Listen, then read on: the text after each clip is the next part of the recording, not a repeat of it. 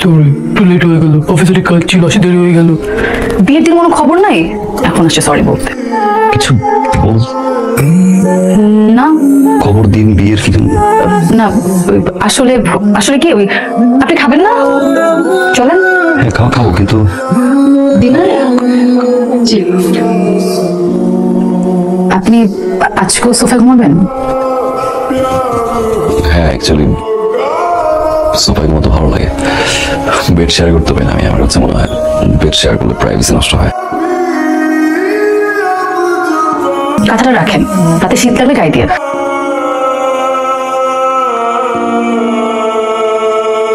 আমি রুমে light off করে দিলাম, লাইট অন করে আমি ঘুমাতে পারি না, প্রাইভেসি ইস্যু তো।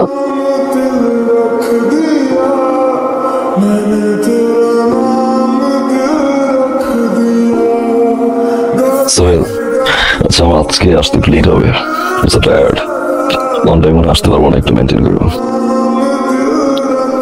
Okay bye.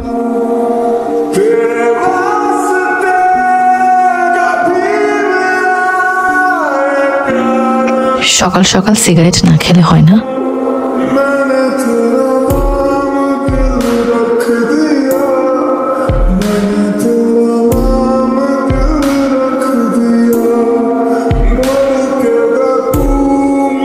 এই ওয়াশরুমটা আমিও ব্যবহার করি।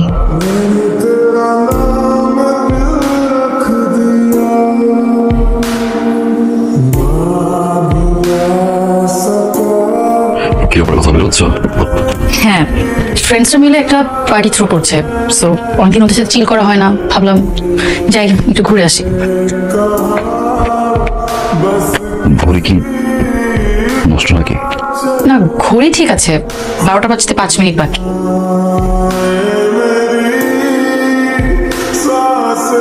শিওর এখন বের হবা? হ্যাঁ।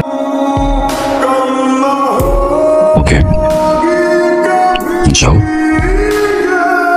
আপনি কি চান না আমি যাই? কেন যাবো না, আমার সাইকেল থাকলেও তোমার থাকে না। আর্লি চলে এসো। রাইট, ঠিক আছে, বাই বাই। বাই।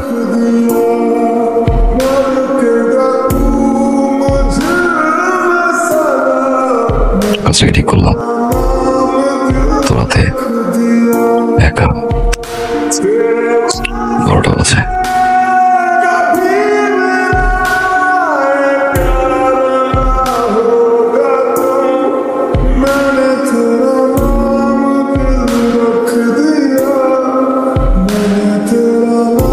মা ওই যে বাবা,